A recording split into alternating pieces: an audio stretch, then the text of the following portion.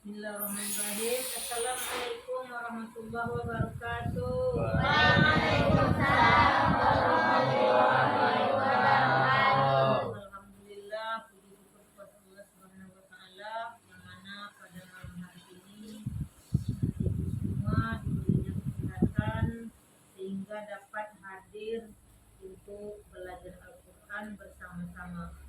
Kedua kali sholat beriring salam tak lupa kita menghadiahkan kepada Tuhan alam yakni Nabi besar Muhammad Sallallahu Alaihi Wasallam. Sama-sama kita melafazkan Allahumma sholli ala Sayyidina Muhammad wa ala ali Sayyidina Muhammad. Anak-anak itu yang kami sayangi, di sini materinya yaitu tentang surat Al-Mulk. Tadi kita sudah membaca surat Al-Mulk tersebut. Adapun keutamaan dari surat Al-Mulk ini ada 4. Keutamaan itu berarti kalau kita membaca ada fadilahnya. Itu namanya keutamaan. Tadi sudah membaca bergiliran surah Al-Mulk ini. Maka keutamaan yang pertama yaitu surah Al-Mulk adalah sekutu keberkahan surah Al-Mulk di atas membuat orang bertanya-tanya, apakah Al-Quran akan bertindak sebagai sekutu untuk membela manusia di saat-saat yang paling rentan? Apa saat paling rentan tersebut? Apa contohnya? Siapa yang tahu saat yang rentan itu? Rentan itu bisa disebut dalam kesulitan mungkin. Jadi surah Al-Mulk ini bisa memberikan faedah kepada kita, fadilah. Jadi kalau kita membacanya, dia bisa membantu yaitu manusia dalam keadaan rentan ya, bukan rentang. Apakah manusia memperlakukannya seperti sekutu atau apakah kita menggunakan alasan yang banyak digunakan anak muda?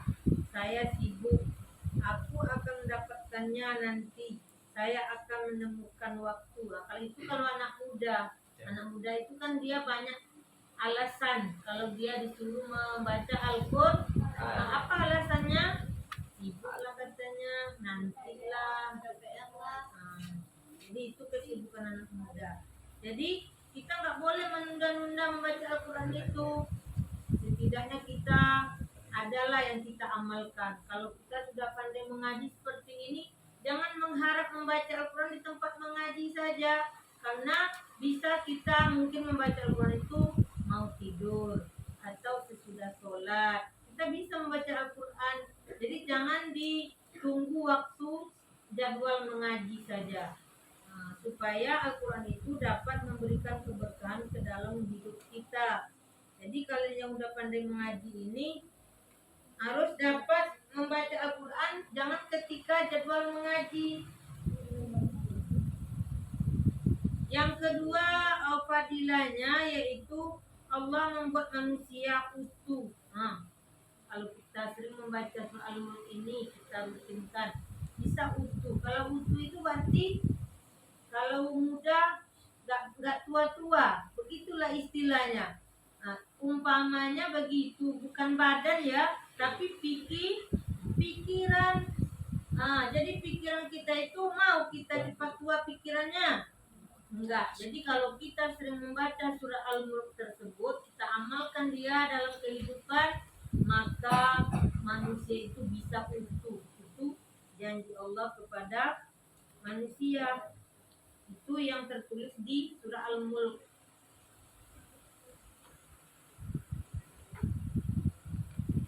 Mungkin yang kedua ini kalian belum paham apa yang disebut itu utuh. Utuh, kalau nasi di piring nggak dimakan utuh dia kan? Tapi apakah bisa nasi itu nggak dimakan kita kenyang juga? Nggak bisa. Bagaimana caranya? Di sini maksudnya kalau kita membaca surah Al-Mulk ini mengamalkannya, maka pikiran kita itu utuh. Mungkin dulunya besok kalau udah tua kita pelupa, kalau kita mengamalkan ini mungkin bisa bisa kita tidak perlu lupa. Itu namanya utuh di pikiran, bukan di badan. Badan tetap akan kendor kalau udah tua. Nah, gigi juga akan gugur.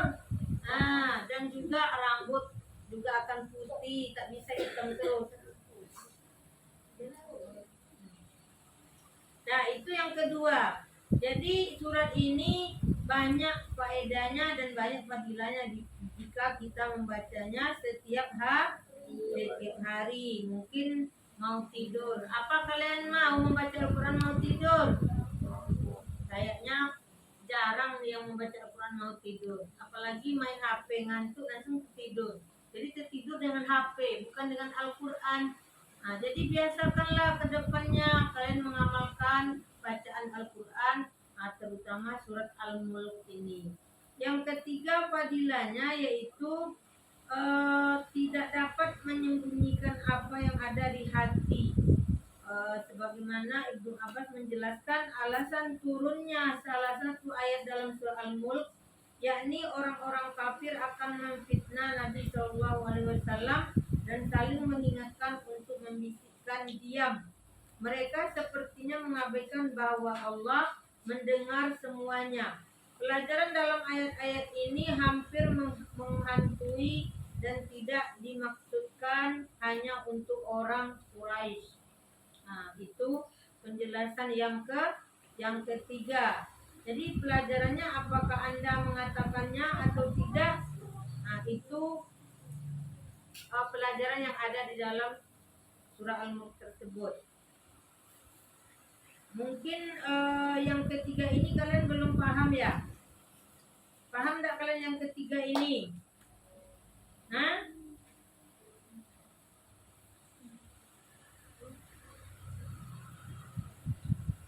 yang keempat yaitu hanya Allah yang tahu. Nah, dan jelas siapa pula lagi selain Allah yang mengetahui. Kalau mama kalian tahunya kalian di hadapan dia. Kalau dari belakang dia, tahu nggak dia keadaan kalian? Nah, sekarang inilah tahu nggak mamanya nggak kalian mengapa di sini? Kecuali ada yang memvideokan atau yang memposting dikirim ke mamanya. Tapi kalau Allah itu kemanapun kalian pergi, dia akan tahu kemanapun mau kemana, nggak bisa bersembunyi daripada Allah karena Allah itu maha mengetahui. Jadi yang keempat ini hanya Allah yang tahu. Jadi dalam contoh ini Nabi SAW dengan ejekan ditanya tentang kapan hari pembalasan akan terjadi. Tahu nggak kalian akan terjadinya hari pembalasan itu? Nah, semua orang tidak akan tahu karena Allah yang tahu. Jadi kapan hari pembalasan itu kita tidak tahu. Jadi menjelang hari pembalasan itu kita hanya mempersiapkan diri supaya kita nanti dapat tempat yang baik di sisi Allah Subhanahu wa Ta'ala.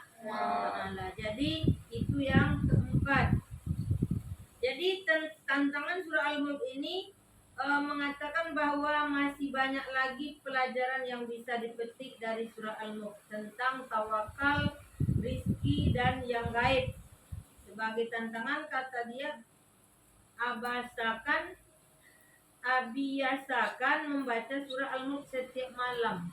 Jadi kita harus membiasakan membaca surat ini supaya kita dilindungi dari segala masalah. Mungkin masalah yang rentan itu tadinya. Jadi kita harus selalu membaca surat ini sebelum tidur supaya kita mendapat keberkahan dari surat Al-Mulk tersebut. Jadi untuk itu anak-anak kami semua supaya diketahui, marilah kita sama-sama mengamalkan surat ini. Surah Al-Mulk ini ada hanya 30 ayat. Coba dihitung. Iya enggak 30 ayat? Ya. Nah, jadi 30 ayat itu bagi kita yang sudah pandai membaca tidak akan lama. Satu ayat aja setengah nafasnya. Sampai satu nafas. Nah, kalau kita sambung dua ayat menjadi satu nafas, apalagi lebih sebentar dia.